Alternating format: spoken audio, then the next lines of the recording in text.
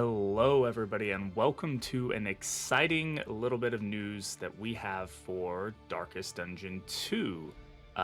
This press release just came out, blog post, or whatever it is that you want to call it, and it looks like we have our first intro or idea of what the modding situation is going to be for DD2 in the coming future. I know this has been a feature that pretty much the entire community has wanted really badly. Like, modding, it was a huge part of Darkest Dungeon 1, and so this is something that was kind of promised to us during this year. Now we have our first kind of tangible idea of what it's going to look like, and what that process is going to be. So this just came out May 6th today, and this is an update on upcoming Darkest Dungeon 2 mod support. So this is what we have here. Hello, everybody. We're happy to announce that PC modding support for Darkest Dungeon 2 is nearing its first deployment. So we're getting ready for the first iteration of this. Modding has been an instrumental part of the Darkest Dungeon community for many years, and is something that we have been passionate about supporting in DD2 for some time. The reality is that with DD2's adoption of a new engine, modding and mod support has required a bit more complicated work to enable. Everybody has speculated this. These are 3D rendered, fully animated characters, enemies, etc.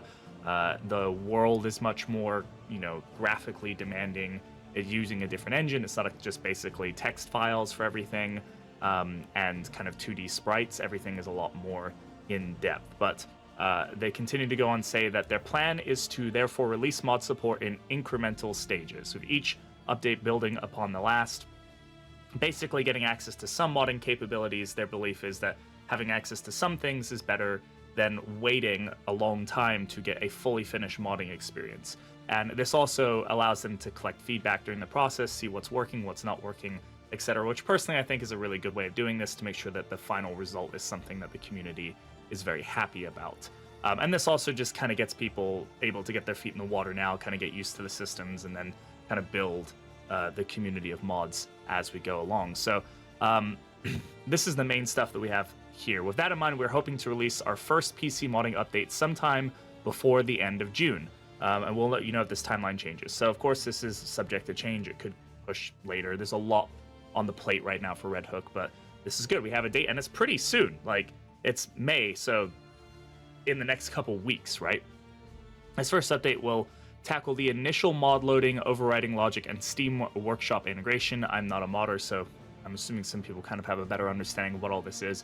But these core capabilities will enable modders to edit any of the exposed CSV files, which contain the vast majority of the numerical gameplay values. So this probably just means the easy stuff, like being able to modify the numbers of attacks or damage or whatever the case is, the stats of the game. Pretty easy stuff. This is something a lot of modders are already doing.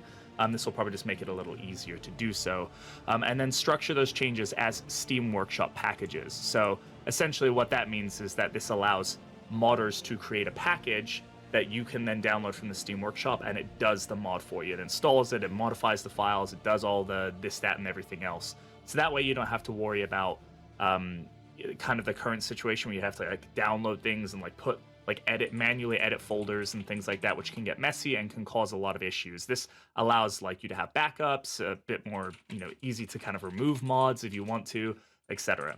Content-wise, it will be possible to create custom items from scratch, trinkets, combat items, in-items, stagecoach equipment, and also new hero palettes, which is interesting. I assume, my understanding is the palettes are just a skin, literally a 2D skin that's just wrapped around the 3D render. So if you're an artist out there looking to do custom palettes, hey, I'd love to see a lot of custom palettes. Adds a very nice little just flair to the game. Plus, people can just get wacky with it. We can get some really funny ones, I'm sure. But it's cool to see trinkets, combat items, in-items, stagecoach equipment. Those are some of the things that are subtly really important to the balance of the game. And I think will allow people to get really creative with just adding some kind of wild stuff, some things that the community has wanted for a while, but maybe Red Hook never wanted to implement, or whatever the case is. So I think this is a really good starting point. They go on to continue that Red Hook is interested in extending mod capabilities all the way to enabling the creation of custom characters. This is a big thing, because this is kind of this is the item that a lot of people have been really speculative, is are we going to be able to make custom heroes? If people have the ability to go through the rendering process and creating things in Blender or Uni or whatever it is.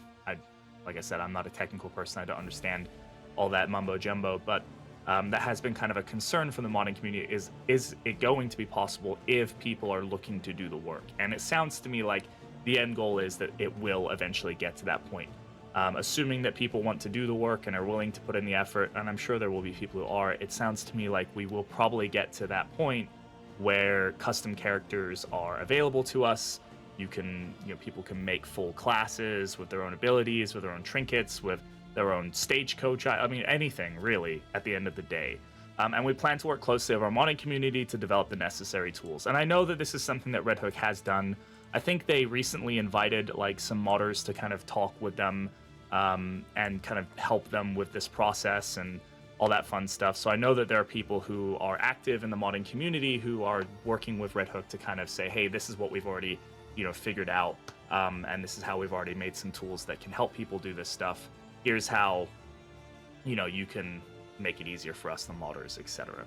So pretty exciting news there. I'm really excited to see where this goes, where the community goes with this. If you have any ideas of mods that you'd love to see, I mean, I think the obvious ones are people are going to want the Houndmaster or the Abomination and things like that, but I'd love to hear some of the more creative, like, what is it that you would like to see from the modding community in the future of this game?